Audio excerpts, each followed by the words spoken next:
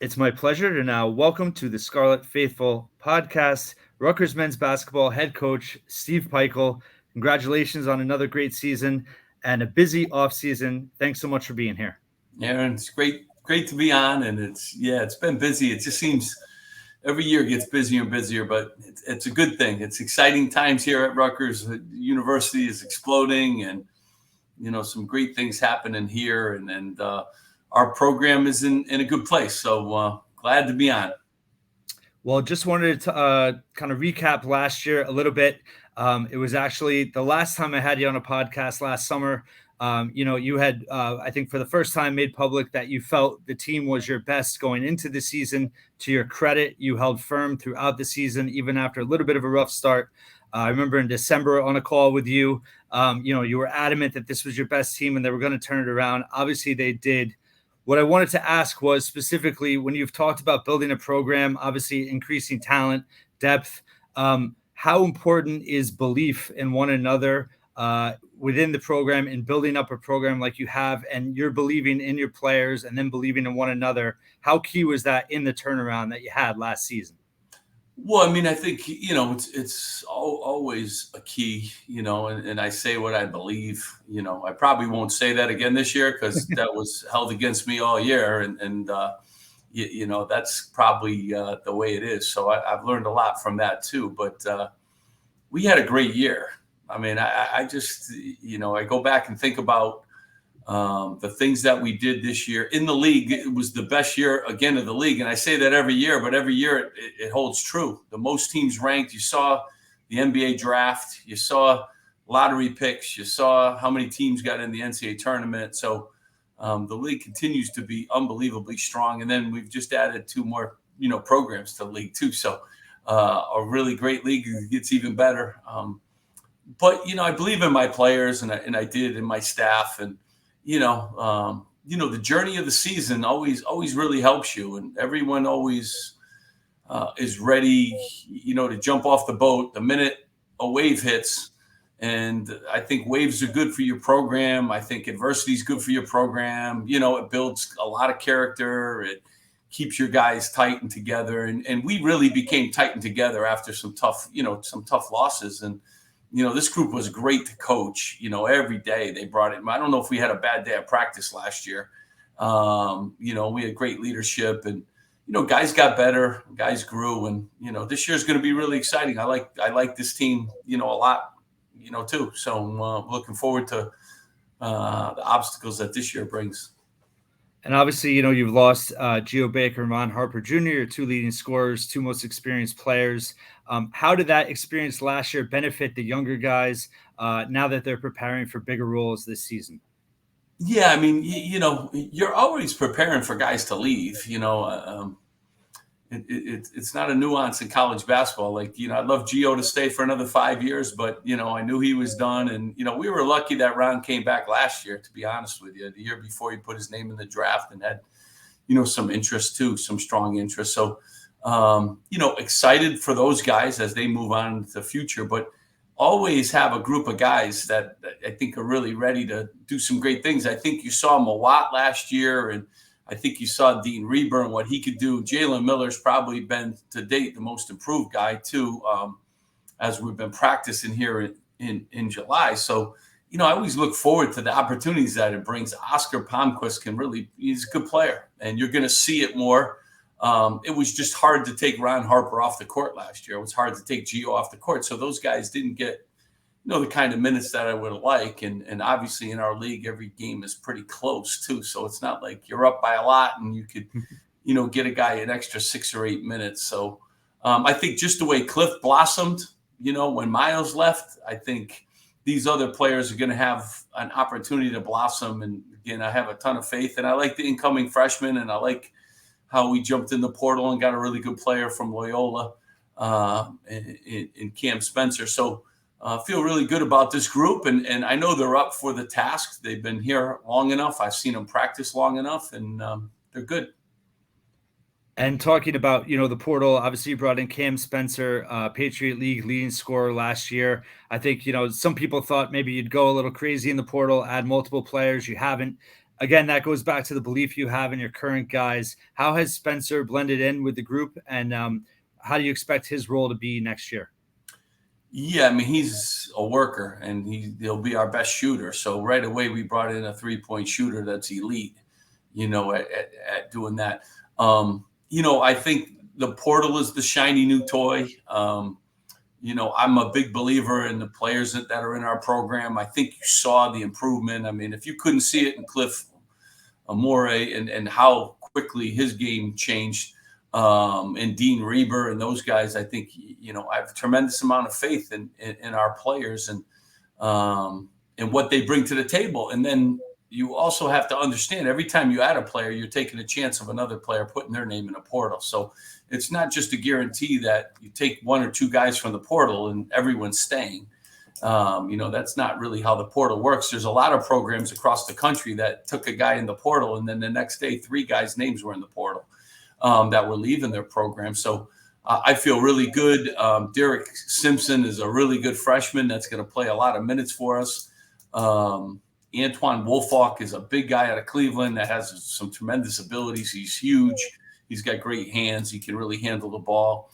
But I really believe in, the guys that we're bringing back and the opportunities that they're going to have. But I like the new additions that we have. They're going to fit our locker room the right way. They're going to fit our program the right way. They're going to help us continue to be good. Well, and to your point, I believe Rutgers is just one of 9 or 10 programs that didn't have one player enter the transfer portal this last year. So that's obviously a credit to the culture and what you've built there. Talking about Cliff, obviously his emergence, I think on the offensive end was a little bit unexpected in terms of, averaging 12 points a game. I think he led the country in dunks. How will the offense evolve or change around him? Also with Paul Mulcahy and the presence he had with his post-up game. Now that Ron and Gio are gone, does the offense evolve a little bit and change, or is the system still the system? Yeah, I mean, it evolves as players continue their development and get better and better. I mean, Cliff will be shooting threes this year, like on a regular basis. Why? Because he can make them, and he's worked at it, and he's become better at it. You saw his growth. I mean, he led the nation in dunks, but he does a lot more for us. His improvement has been unbelievable. He's a great worker. He's a Dean's List student.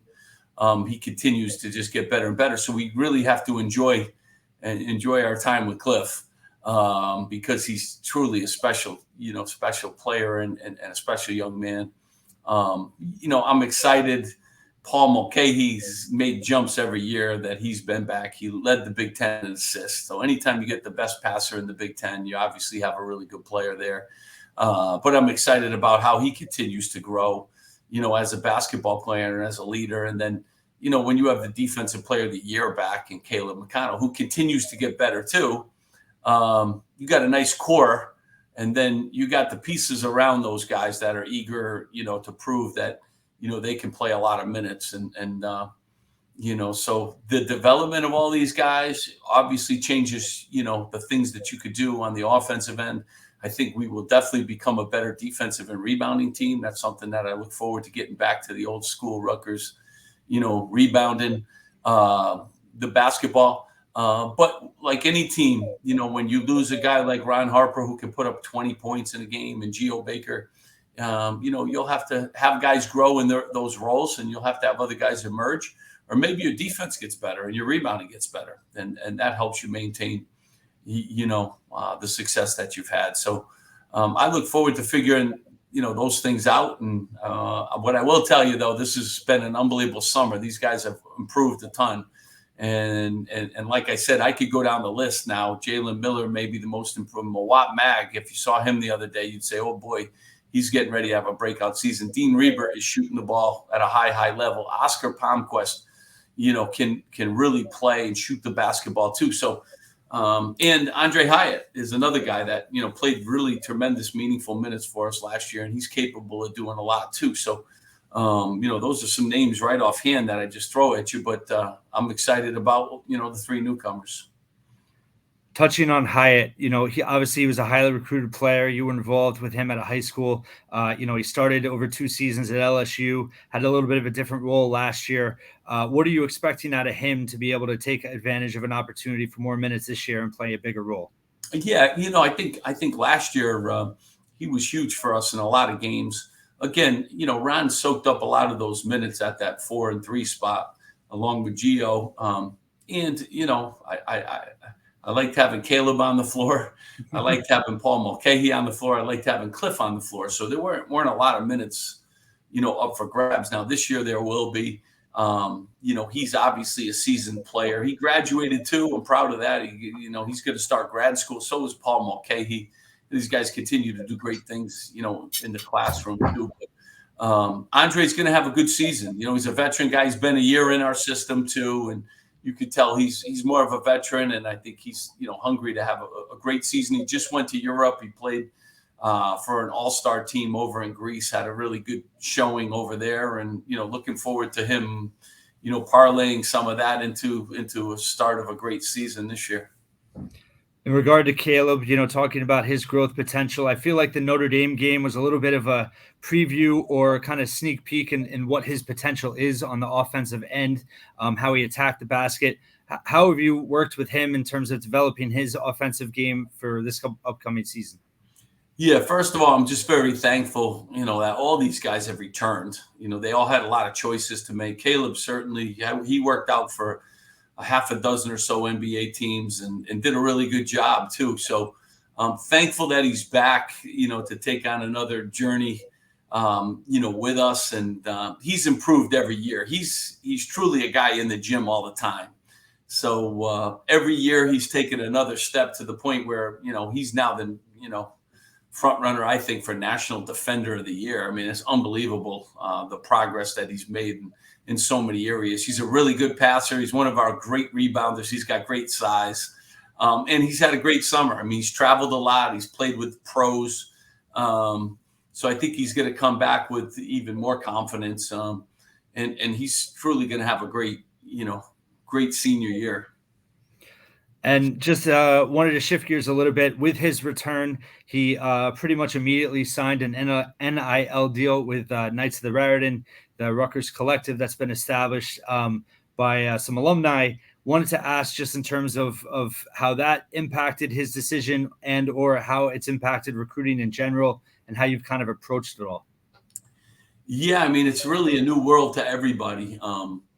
But excited, for guys like Caleb, excited for our student athletes now. They could take advantage of these opportunities that they never could have taken advantage of in the past. Paul ran a camp the other day. Caleb's involved in things, and our players have these different opportunities to not only prepare themselves for life as a business person too, but life as a student athlete now moving forward. So these opportunities are great. I appreciate when people support our guys. It's an exciting time, for student athletes and the different opportunities that they have. But I still like the group that we have. They've come to Rutgers to be students. They want to get degrees and they want to play basketball.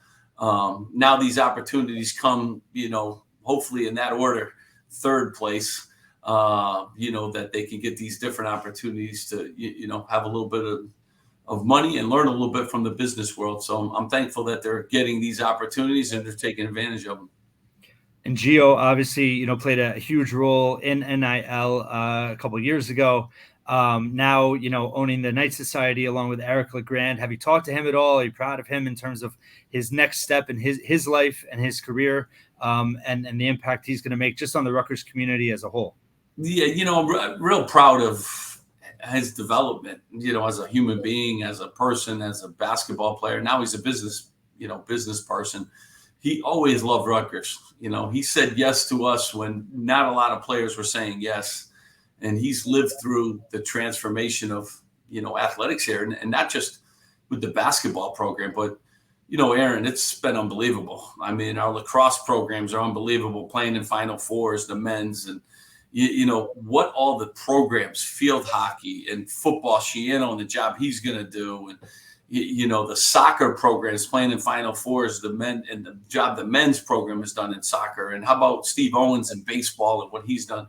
Gio's lived through, the rise of Rutgers Athletics. And, I think he's real proud to be a part of, that next step, and trying to help student athletes and trying to help Rutgers people here at Rutgers, make their lives a little bit, better for them. So, the guys that have graduated from here, have done a really good job. And now Ryan has signed an NBA contract and he's going to play in the NBA this year. Couldn't be more proud of, those guys and the players that have stayed and continue their journey here.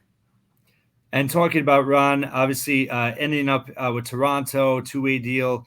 How much were you able to watch his performance during the summer league? Have you talked to him at all? And really, what are you seeing in terms of his opportunity in Toronto and his development in his game?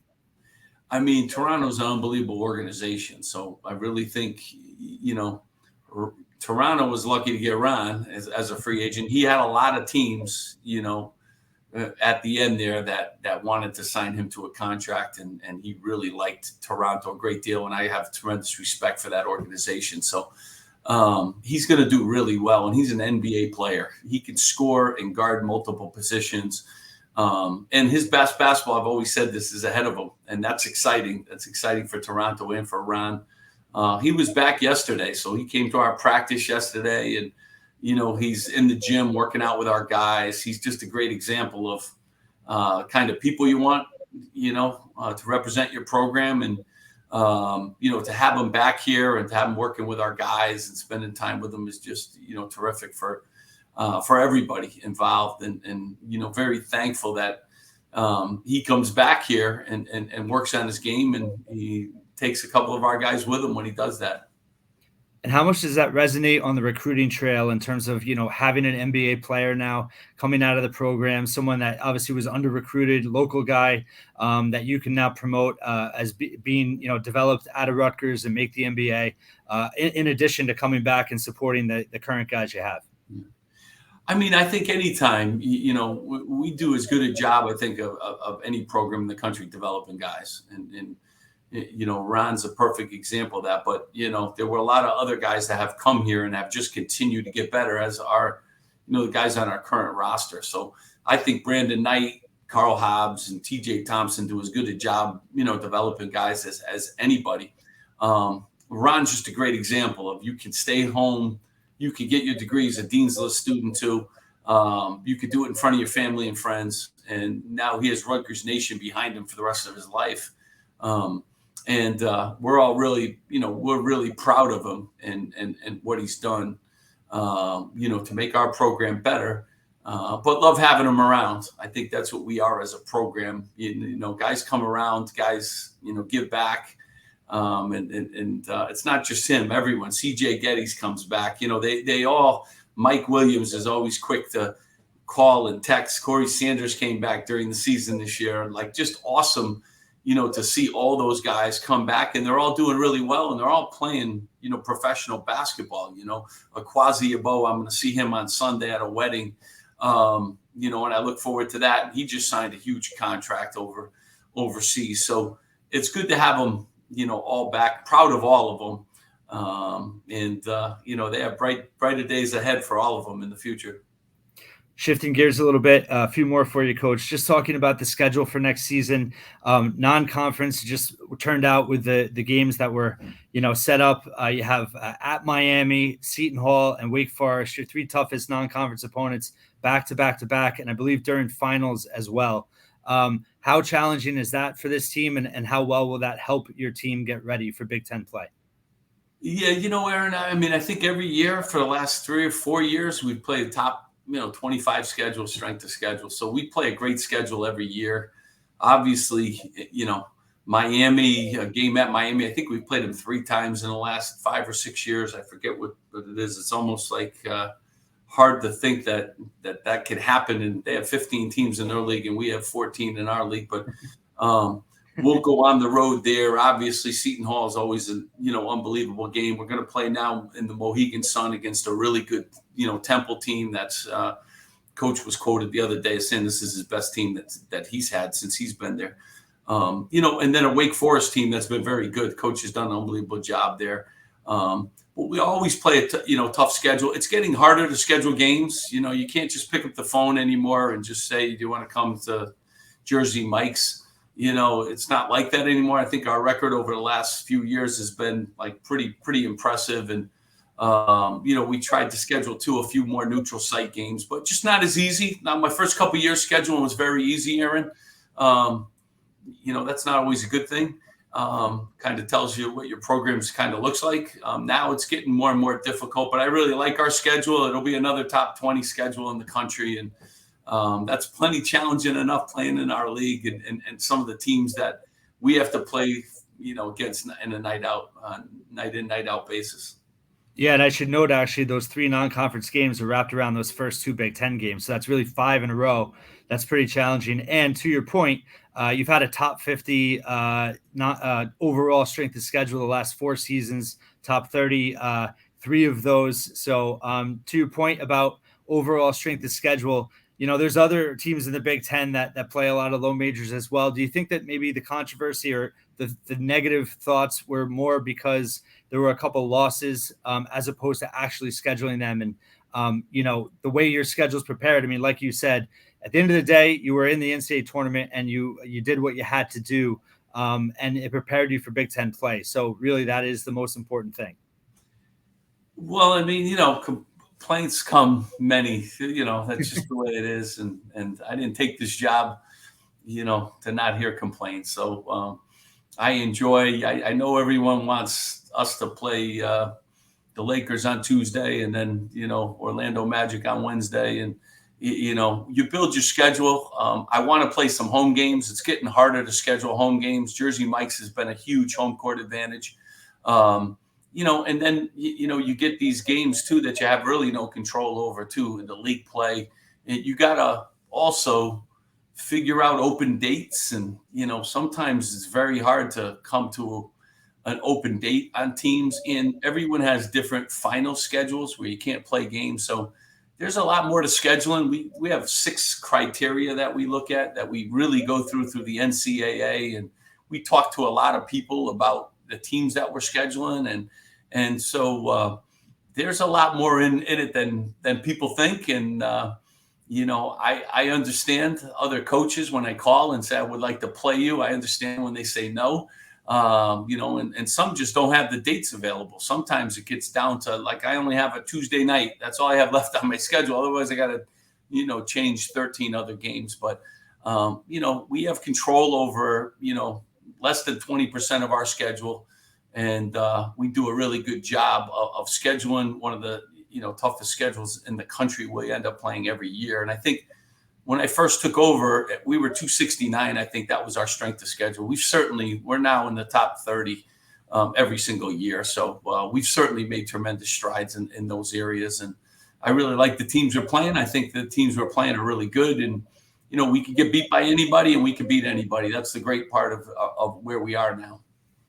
Talking about support, Governor Murphy announced recently with the budget allotting $100 million for facilities, both for the practice facility for football and renovations to Jersey Mike's Arena. I know how much you care about Jersey Mike's Arena and the home court advantage. Of course, some old school fans are concerned that construction is going to change the dynamic and the environment. How important is it to have the support of a governor like that to get that done? And what can you tell us just in terms of the upcoming renovations and any plans or schedule with that? Well, just very thankful.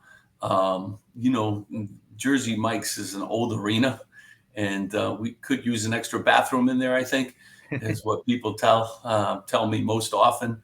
But I do think the upgrades, are needed. It's not going to change a lot in, how it looks. Just some upgrading, of some facilities. Pat Hobbs will do a terrific job. I love Jersey Mike's. I think it's the greatest. It'll continue to be that way. Just there'll be a couple more bathrooms and some more amenities that people can enjoy. It's been a long time since there's been a renovation. I think it was built in the late 70s. So, it's probably due for some upgrades. And so I'm very thankful that, the governor has jumped in and helped us in that area. Yeah, little known fact, the Grateful Dead played at the Rack back in 77 when it opened. So it's been around a while. Last question for you, Coach. You touched on it before with the success with all the different programs at Rutgers. When you got here from day one, you talked about the importance of community and supporting each other and building a winning culture around the entire athletic department. To see where things are now from when you got here, how satisfying is that for you? Not only where your own program is, but for the university as a whole, and how you've competed in the Big Ten from when you first got here. I mean, I'm just excited. 6 years, this university keeps getting better and better. This was one of the greatest years, too, the most applicants ever in school history, and I think being a part of the Big Ten has certainly, changed our footprint now, too, to the amount of out-of-state applicants that the university gets to. So it was a record year in the admissions. It's been a record year in the athletic success. My daughter got into grad school, so now I have 2 Scarlet Knights. My son will be a senior here, and now my daughter's in grad school here. I couldn't be more proud of this university and being the head coach here.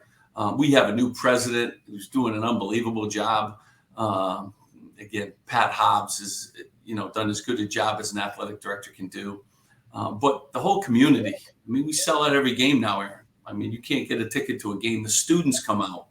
The student section is unbelievable. And like I always say, and people always ask me after games, the band is awesome. And they're very important, to the environment. And, the cheerleaders and the dance, I always thank them because I'm truly really appreciative. They helped to make it the environment that it is, along with our season ticket holders. And those are the things that I've seen grow here in every sport. And I see it grow in campus events too, as I go throughout the campus. So it's an exciting time to be a Scarlet Knight. It really is. And we have tremendous leadership on all fronts. And we're going to continue to do really good things. Rutgers men's basketball coach Steve Pikiell entering his 7th season at Rutgers. Can't believe it. Time flies when you're having fun, I guess. Winning helps that. So thanks so much for your time. Good luck the rest of the offseason, and look forward to talking to you during the season. Aaron, thanks for having me on. It's always great to see you guys. Have a great summer. All right. Take care, Coach. Thank you.